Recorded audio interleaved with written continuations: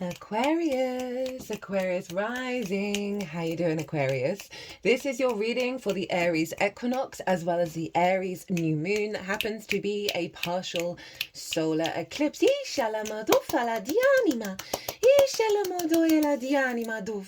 My name's Chloe. I work with card divination, astrology, and as you just heard, and as you can see, I channel multi-dimensional energies through my body, both in the form of physical and vocal light language.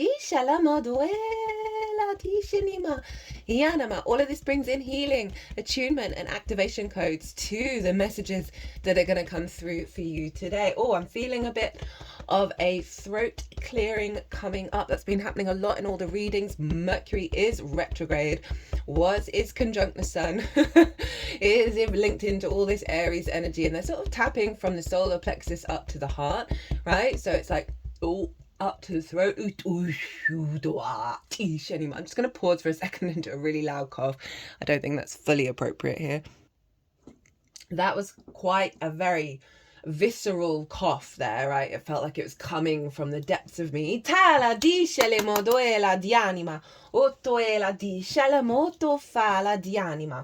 So where was I? Yeah, channel multi-dimensional energies. So I read for the rising sign. So for those of you who do not have Aquarius in the first house, look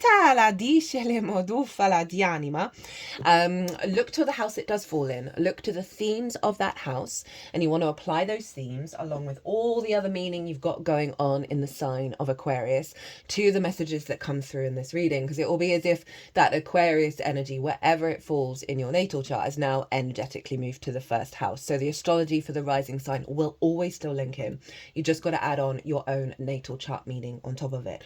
For example, I've got Aquarius in the 7th, so I'd apply the themes of the 7th, and I've got my moon and my Jupiter there. So I'd bring all that together to what's coming through here. Before I crack on with your reading, Aquarius, the moon has just moved into the sign of Aquarius. It was in Capricorn for all of the earth signs. And now it's 0 degrees. So we're really tapping into your frequency here. Is probably why they're quite excited. So there's a collective reading.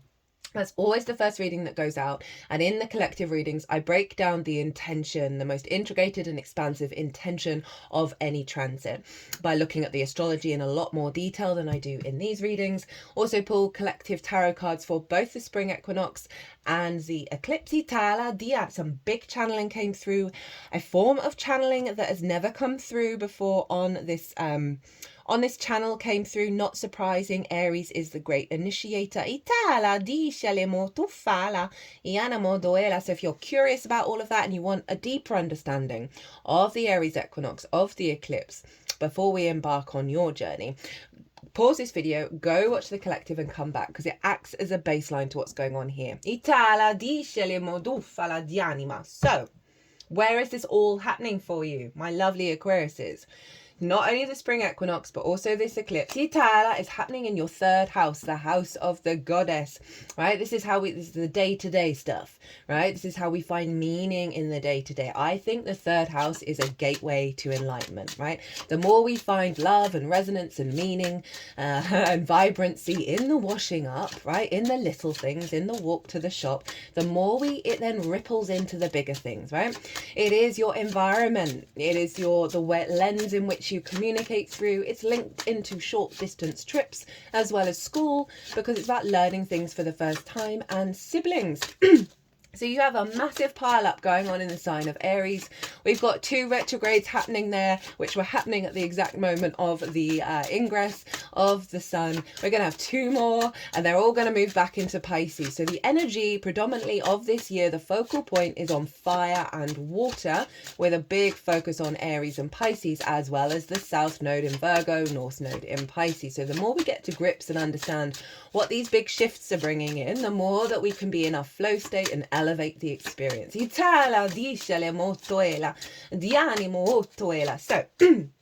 Aries in the 3rd. New energy every year you get. I'm going to be focusing on the northern hemisphere at the moment with this equinox. Sorry, southern hemisphere. You just want to flip it to yin energy and the night team and going within rather than the outward manifestation. Itala of the yang energy. Equal day and equal night, leading to the days are now longer than the nights. The sun has taken over for the next 6 months here in the northern hemisphere. The outward yang vision, the manifestation, the go, go, go, go, go. Itala di spring is springing, fertility, creation energy. Italima. The earth energies lines are rampant and virile. Itala di shelimodoe. So you get this energy every year in your third house of your day-to-day, of the meaning of your day-to-day, the way that you communicate, the way that you manifest and put things into practice in the day-to-day. Itala di anima. The capacity to get up and go and do the damn thing, do the things, do the things. Itala di shelimodofa di anima. Inamadoela. Fresh new energy in the way that you communicate. And I've noticed there are certain phrases and ways that I'm saying things that I have not been saying in any of the other readings, even in like my preamble, which I do every reading. That felt different. That for everything's feeling a bit more, something's shifted, something's different here. So that's going to apply to you, obviously, because I'm channeling your channeling your energy. Ooh, okay. Itala disheli moyela. Disheli moto fiela. Dianima. So we've got your cards, but I haven't finished talking about the astrology. So sun has moved into Aries. Sun is exalted in Aries. So everyone's feeling more of this sort of exalted vision and clarity of the I am, right? Itala di anima. At the time the sun moved into Aries, the moon was in Sagittarius, trining the sun. And I love this for us all, right? This is a real sense of balance between our unconscious and conscious minds, our intuition, what we need, and the vision and clarity to put that all into action. Sagittarius for you is in your 11th house of hopes and dreams, friends, groups and alliances, and reaping the benefits from your 10th house, which is your life path. So your moon, right? The moon is imprinted into this. So this is taking us up to the Cancer solstice, the summer solstice. This energy here. And so the moon, you're going to notice your intuition, what you're being guided to, the inspiration, right, of heading towards. It's going to be two-pronged. One is going to bring up blocks around how you hope and dream, blocks around limiting beliefs, around reaping the benefits from your 10th house, disconnection from groups and alliances, soul family, your imprinted unconscious responses that are linked into group think in the 11th. So those things are going to come up because we've got retrogrades going on in Aries influencing the sun. So it's back and forth over certain stuff.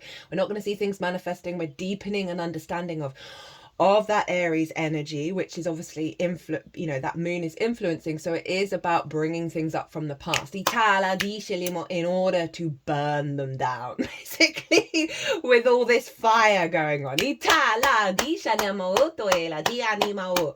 And so that moon, one, is going to be bringing up all of that stuff and also simultaneously highlighting the clarity of your intuition that's guiding you towards the true path, right? This true sense of reciprocity, this elevation of how you hope and dream, and then the vision and clarity to put it into practice, right, in the day-to-day. So if there's some old habits of the way that you think about your hopes and dreams, the way you think about how your career's going or your life path's going or friendship groups, those sort of repeated cycles in the day-to-day, that sun is going to help you transmute that energy and find a higher vision that's more in alignment with the I am of you and your capacity to work with that in a day-to-day basis and clear out those emotional blocks and realign your intuition to the truth of the deep meaning that you find in the day-to-day and the way that you communicate, both internally and externally, right? So this feels like a new mindset, right? A new way of of perceiving reality that is rejigging your instincts to that alignment. And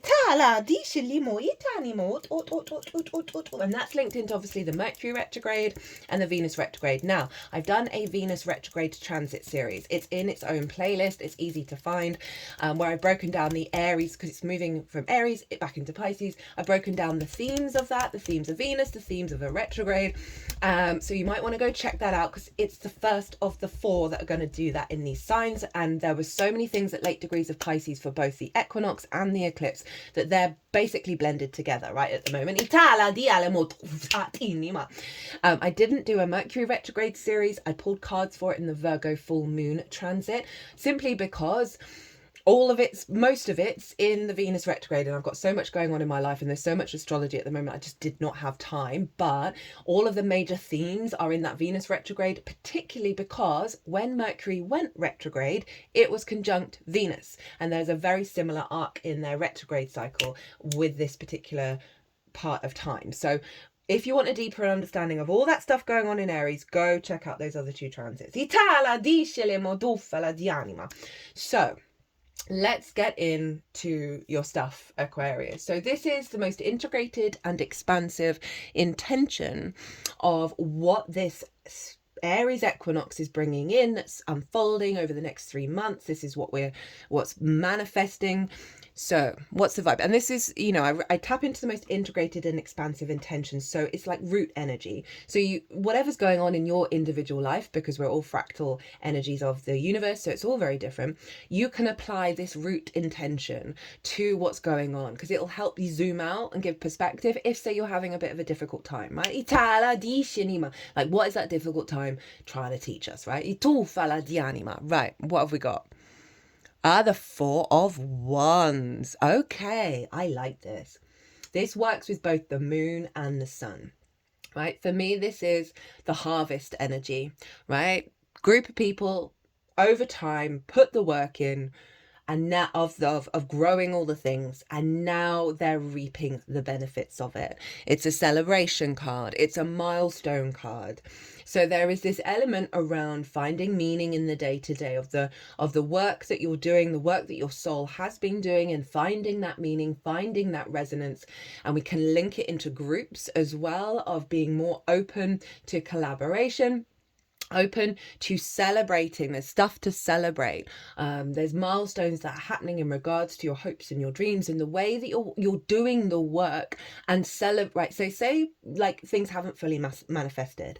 This card wants you to celebrate all the stages in which you're going through and honor that experience. But a sort of a root energy that's unfolding. This is you feeling good in your day to day. This is you doing the things, not just doing the work, but also the celebration, also the appreciation of where you're at and what you're doing. This is a beautiful energy for the house of the goddess. This is also more like, if you think about communication, more receptive to others, right? Being supported by others, appreciated in the way that you're communicating. There's a sense of just celebration in the way that you're expressing, like it's being received. There's a cause for elevation here. And that's your internal communication and your external communication of what frequencies around you, and that is that of celebration, of that of feeling good. This is like you celebrating that you did the washing up today, that you brushed your teeth. Woo! It's that kind of vibe, that more we focus on those little things and really be like, do a little magic dance with every single thing, the more the universe is like, right, hey, we're going to send you more celebrations, more stuff to celebrate. Right. I did talk about a mindset, didn't I? Right, in sense of the rejigging of how you perceive your day to day, and the joy that you find within it, and the joy that you find, and the feeling good, and this elevation of the way that you communicate. Okay, what to channel to help facilitate that 4 of Wands come into being, because we have agency, right? So this is the universe's clue to you of how to amplify that 4 of Wands download. Ace of Swords. Honestly, aces have shown up for most of the signs so far, right? So fresh, new energy. The universe is really highlighting that we are in a new landscape. We've been in it, but our awareness of it is being upgraded. Itala, with our instincts being in alignment with the new frequency. So with all that fire. Ace of Swords, higher perspective, divine inspiration linked into your sovereignty. So they're wanting you to focus on new thought patterns, new ways of communicating, new ways of engaging with your reality and how you find meaning in it. Not the old patterns, not the old distortions. They're doubling down and saying, hey, focus on the new inspiration coming in, play around with it, enjoy the process, figure out what is your deep universal truth within you and apply it into the day-to-day. It's also kind of highlighting maybe taking up a meditation practice. You know, if you've got a tarot deck, get out the Ace of Swords, ask it for inspiration, and that's going to, you know, maybe do it every morning, or whatever way you want to do it. Sometimes I wake up with songs in my head that tell me about the day, and then follow that vibe in the day, right? Cultivate this sense of being present in the moment. If there are some hopes and dreams you want to see come to fruition, one, they're saying think differently, think new, think fresh, but also use the Ace of Swords to ask for inspiration, ask for help of, okay, well, what do I want to focus on today? How can I facilitate those hopes and dreams in the little things? Right, what's at the bottom of the deck? Interesting. We've got the Tower. Okay, this is Mars's card. I'm going to talk about Mars with the eclipse. And I just really love this new deck. I use a new deck for every solstice and equinox. And I love the Tower. The Tower's really acknowledging, what did I say? A new perspective. Right, so the Tower destroys that which you don't need anymore, and what's left is a strong foundation to build upon. So this feels like, I'm not feeling scared by this. I'm not feeling like loads of drama is going to happen in your life. There may be, but I don't think you're going to be bothered by it too much, right? There's this sense of Mars is pulling down structures that are blocking you finding the meaning in the day-to-day, that are blocking you from truly communicating from the truth of the I am, right? We can all struggle to find that meaning. We can all struggle to do the daily chores and do all those things. And this is saying, no, we're pulling all of that down to stop the drudgery. They just put it over the heart space. So they're unblocking the heart from, you know, having that bit of spring in your step, right? This is a very happy card. It's like it's pulling down the old paradigm and letting you know you're abundant and you should feel good in your 3D existence from a place of deep meaning that isn't heavy, isn't oppressive, that's allowing more inspiration and magic to come through.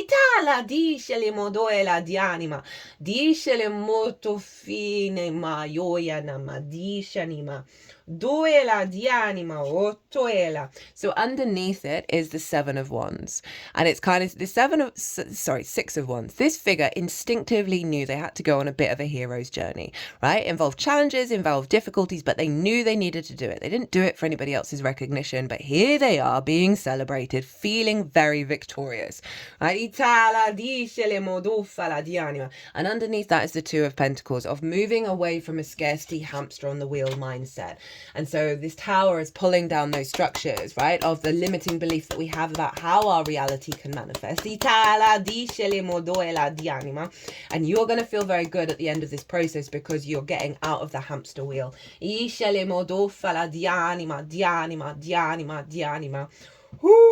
Have I got it all? We'll see if they want to come back to that. Well, they probably will, because I'm now going to talk about Mars. So the eclipse, it's at 9 degrees on the 29th of March. The day afterwards, Neptune moves into Aries and Mercury moves into Pisces. So we get a switcheroo. It's very, very similar astrology to the spring equinox. Venus will have moved into Pisces, so I'm going to focus on Mars, right? This is the Mars card, and Mars is over in the sign of Cancer, and Cancer for you is your 6th house of work, how you work, physical health, routines, co-workers, and therefore collaboration, pets, and therefore acts of service. And so this is eclipse, as I said, it's a new beginning, it's a fresh new beginning. And in the process of this new beginning, we often have to pull down a lot of old structures that have blocked our capacity to be the adult in the room for ourselves, right? To be able to find nourishment and motivation and drive to work, to co-create with others, to take care of ourselves. And so you can really see that funneling in to the 3rd house of your day-to-day and how you find meaning, right? We can get really burnt out by work or neglect it. You know, we can be out of balance, and Mars is reorientating your motivation and drive around that. And with that Tower card showing up of what's at the root of this is structures are being pulled down from you being able to be the adult in the room for yourself, while still having joy, right? So there's this sense of dedication to your incarnation. There's a sense of dedication to things of co-creation and working well and putting in the effort and finding the joy and the satisfaction in it. Itala discele modoela di anima, ottoela di anima, di anima, di anima, ufala di anima. Now Mars at the time of this eclipse is making a grand water trine, and all your water houses are work houses. So there's a real focal point on elevating your path, right? Ita, and I don't mean like just work as in career, but it's how you build in the world, right?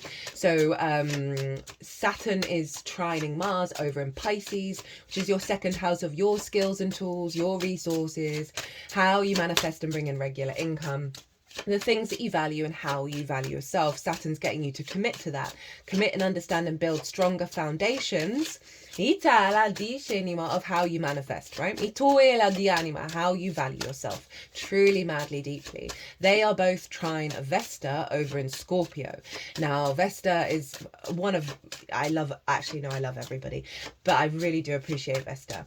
For me, she is about the inherent original soul contract. And so whenever she's transiting a sign or a house, well, both, through your chart, she is reconfiguring everything back to the devotion of the inherent soul contract. It's because she was linked into the hearth, the inner flame, where we all gather round at home and cook and eat food, right?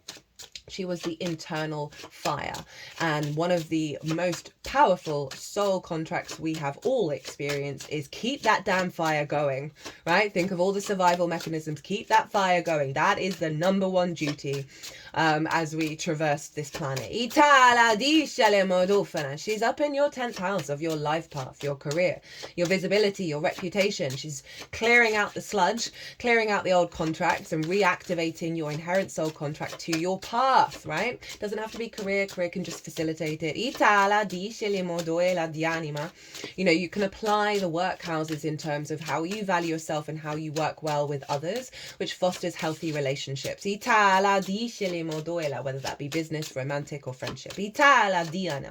So all this water energy, right, this grand trine. Trines are ruled by Jupiter. It's a free-flowing, activating, integrating, expansive, wisdom-orientated frequency that then through that wisdom brings confidence and therefore opportunities and luck. So all of this work energy of how you build in the world is funneling into your day-to-day and how you understand reality and how you communicate. So this is really powerful. Lots of intuitive ideas, lots of flow state, lots of imaginative ideas that is recalibrating your emotional body into this sense of inspiration of how to build in the day-to-day. Woo, they're being specific on this one. So that all really ties in with this tower, right? Of blocks around all of that, all right? Have you got the motivation and drive to do these things? What's blocking you from fully building with your path, right? Mars for me is the builder. And as I said, that 3rd house is the gateway to enlightenment. And you've got so many transits going on here of finding that deeper resonance to your incarnation and building from the truth of your I am.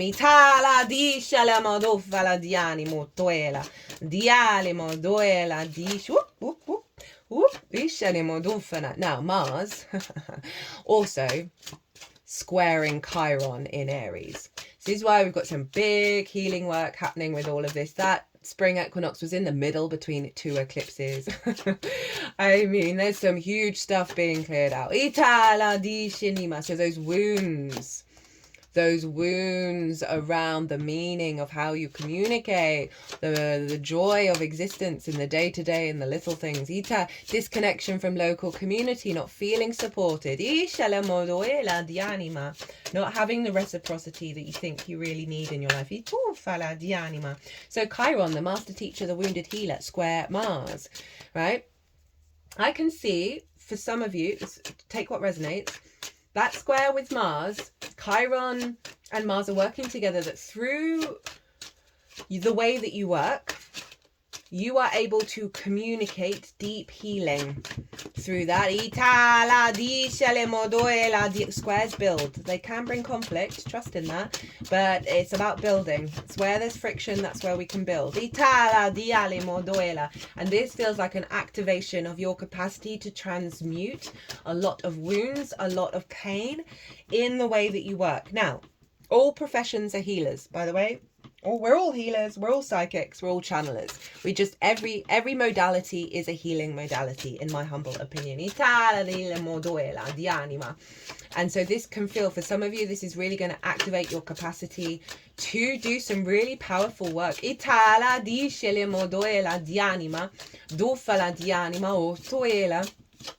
So trust in the process with that one. It can also bring out wounds around motivation and drive through meaning, miscommunication.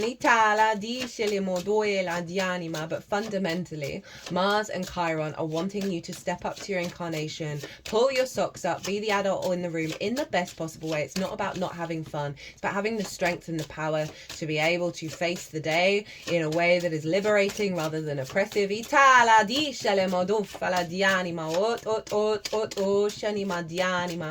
Ooh, very, very specific. And there we go.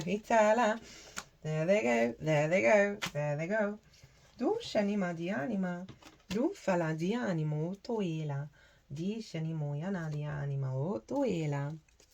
Okay, so what's the most integrated and expansive intention of this eclipse? We've got your card, Aquarius. Can't make it up. This kind of sums up all of it, right? The star, she is earthbound, but of a galactic nature. She has rid herself of her clothes. She has stripped away the masks. She is healing herself and the world around her, right? But it's the acknowledgement and the integration of your galactic energy and the 3D world that is funnily enough, hopes and dreams, allowing you to step into your authenticity in the day-to-day, in how you find meaning, how you communicate.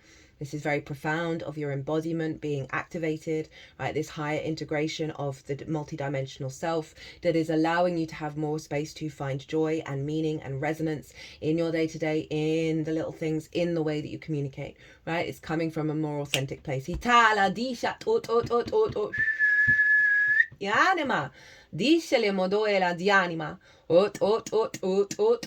that also kind of links into the healing modality that I talked about with Mars and Chiron. Even if you're just healing yourself through the actions that you take, I mean, that's helping the collective in general. You got a bonus card. We got the 5 of Cups and the 4 of Swords. Okay, so this is highlighting the wounds that need to come out, right? So it's not that the 5 of Cups is in reverse. They are wanting you to focus on, where do you feel this heaviness, this grief over existence? So the joy, the fun, the communion, the union, the celebration, the abundance is no more, right? Whatever situation you've been going through or may have gone through in the past, they're really wanting you to look at it, right? And realize this isn't your vibe anymore. Right, think of all that water that we're doing deep healing. This happens to be Mars in Scorpio, right? So this can be wounds around the past. Has the past manifested?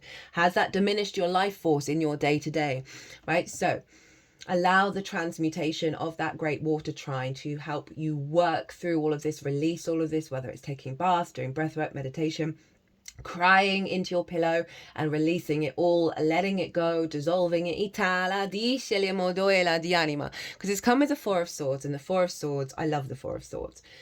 The Four of Swords is inside a church. This figure is in prayer and meditation. And it's also swords, so it's breath work, meditation. And they are safe, they are secure. And what they are able to do in this space, right, of go into your stillness, go into contemplation with the knowing that you are being held by the universe. Those Three of Swords are no longer in the heart, right? So they want you to, acknowledge this and look to where this is, but also with the acknowledgement that the heart is not in pain anymore. You are living in this part of you is living in an old reality, right? Which is fine. We're all doing it. I'm letting go of a lot of stuff at the moment while it's all getting really loud. Because the Three of Swords aren't there. But you're working through that. So it's a two-pronged thing of the awareness of the pain and the grief of existence, however that manifests for you. And also the awareness that those swords aren't blocking the heart anymore. That heart is actually no longer in the Five of Cups, but we need to catch up with it, right? We need to catch up with reality. And you see here, you've got the Ace of Swords, which has already shown up in your spread, and as the spine, as the fresh new karma. Eat. I've never said that about this card before. Eat. Oh, they're just shaking my spine around. Eat. With my left hand between the third eye and the crown. Itala di anima. Like new energies coming in your spine. We hold up so much karma in the spine, which is why so many of us have back problems. That they're letting you know, okay, there's a process in order to get here. This is also a very healing card as well. But they're wanting you to focus on you're activating a new karmic cycle, but you've got to put in the mindfulness to work through this transition. It will help amplify and strengthen and integrate what if you do it during this period. At the bottom of the deck, what have we got? Oh, we got the Knight of Cups. How lovely. This is beautiful. Of like, this is the root energy of this, of like no longer feeling blocked and stuck. And this is the Knight of Cups who goes about life the day to day, following the love, following the joy, following the inspiration. It is the true romantic. And that's really how, I try and channel that, as well as the Fool, as well as the Three of Wands in my life, of like, how do I want to show up? How do I want to exist in this dense frequency? And that is through the act of love, right? Of the embodiment of that within you. Deep love for self, deep love for your environment. And sometimes we need to put it into practice in order to really integrate it. But I love that that's showing up as the root energy underneath the transmutation of whatever pain this is representing for you.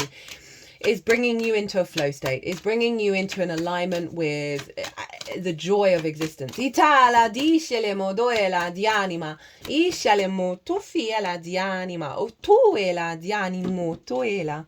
Right, so I'm getting you 2 oracle cards. I've got a new deck called The Hero's Journey. I got it for the Aries energy, because Aries is all about embarking and going, experiencing life from your own agenda and not the past. So I'm really enjoying using it, as well as the Wild Unknown Animals deck, which was what we're going to go with first. Oh, opened it nearly exactly at the page. That's always a good sign. So we've got the mouse. What does the mouse want to tell us? Detail-orientated, small-minded, nitpicky, nervous. The mouse has an innate desire to tend to the details. It often spends its day fixating, preparing, organising and scrutinising. Unfortunately, a mouse personality doesn't notice when they've gone too far. Soon they begin to have a limited and fearful vision of life even, and try to control every detail. This can be quite a painful experience for both the mouse and those around them. When mouse energy is at play, step back for a moment. It may be time to find a more purposeful project to delve into, one that's worthy of your exacting eye. When in balance, organised, resourceful, prepared. When out of balance, busy with no purpose. To bring into balance a meaningful project. I feel like this is linked into the process of getting to that Five of Cups and staying in that Five of Cups and fixating on that Five of Cups. Which is not what they're asking you to do. They're wanting you to be in awareness of it, an awareness of how it's been oppressive over you, and to put your effort in to a more meaningful project, which is the elevation of the joy in your own life. Itala in a really harmonious, nourishing, integrated way. Itala dishenima. Sorry, I just had to pause to get another throat clearing out, right? A new perspective, a new way of looking at things, and becoming devoted and dedicated to the meaning in your day to day. I mean, as I said, I think it's the gateway to enlightenment, right? And the joy in those little details, the joy in those little things, rather than the frustration, the drain, oh, have I got to do this again, that kind of stuff, right? Do I have to go to the shop to get milk again? That kind of vibe. I mean, that's just tiny little things that are to do with a bigger picture here, right? I feel called, we're going to look at the bottom of the deck and we're going to see what this one says. And this is quite a powerful one. Reconnect to higher wisdom or divinity. It's difficult to see, hear, or think of a unicorn without immediately questioning if it is real. Did they ever exist? Perhaps long, long, long ago. The mind answers, maybe, or it could be, or no way. This very contemplation explains our relationship with divinity and encapsulates our wavering belief in the unicorn. We wonder what divinity is. We wonder where our intuition comes from and if we can really trust it.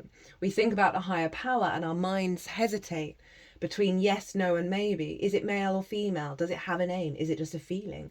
The unicorn card appears and wakes us up to curiosity about the higher self and the divine.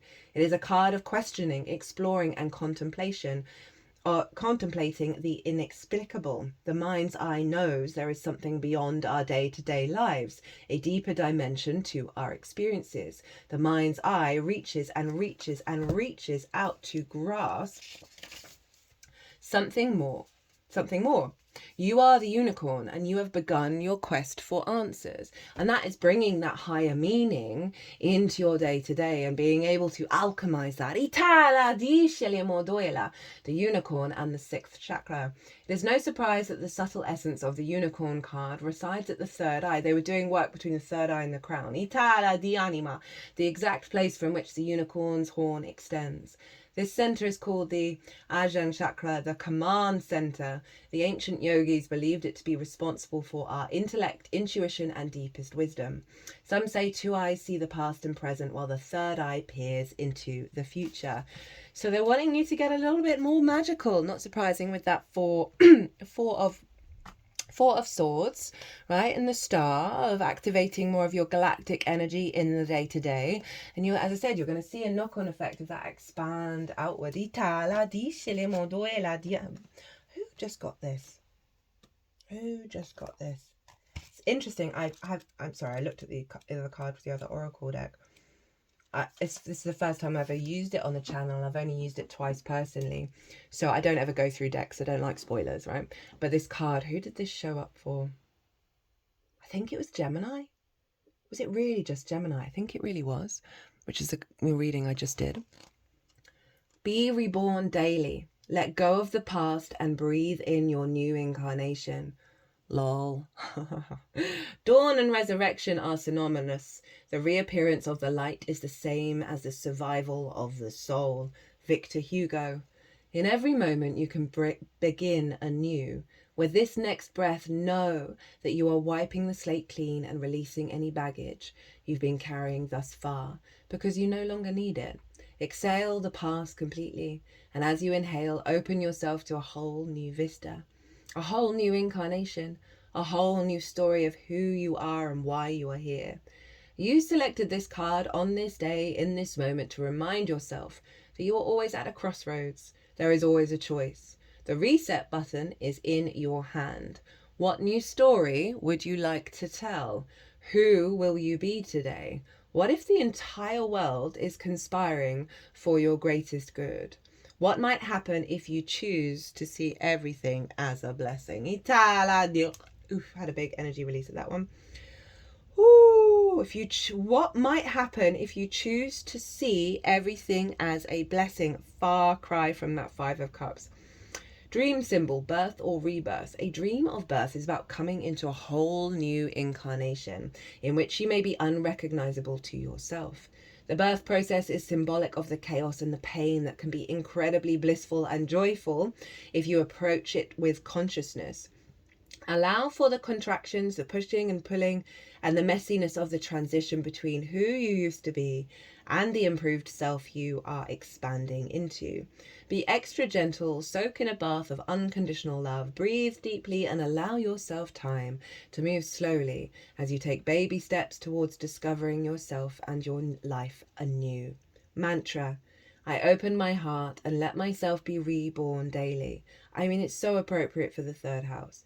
So I may revel in a new, improved, lighter and brighter version of who I am. Itala discelema. I just heard, let the structures fall down. Itala discelemo doela dianima. You will wake up reborn every day.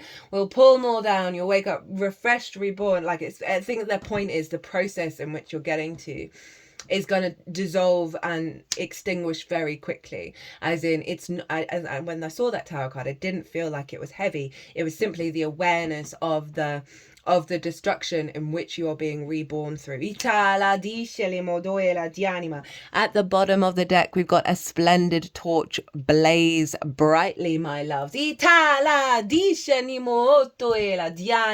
Step into that vibrancy of Aries, the spark of spirit in your day today. Right, my loves, I'm going to leave it there. Hope you enjoyed this reading. Hope it resonated. It was a great honor and a privilege, as always, to read for you, and thank you for holding space for this. If you want to leave a comment, hit that like button. It brings me so much joy. If you want to dive deeper into the equinox energy or the eclipse or anything else, my website is everywhere. If you want to pay by PayPal, email me directly. So I'm feeling like a tower's being pulled down inside of me right now. Aquarius, be good to yourselves, be good to those around you. Safe travels and be well until we meet again.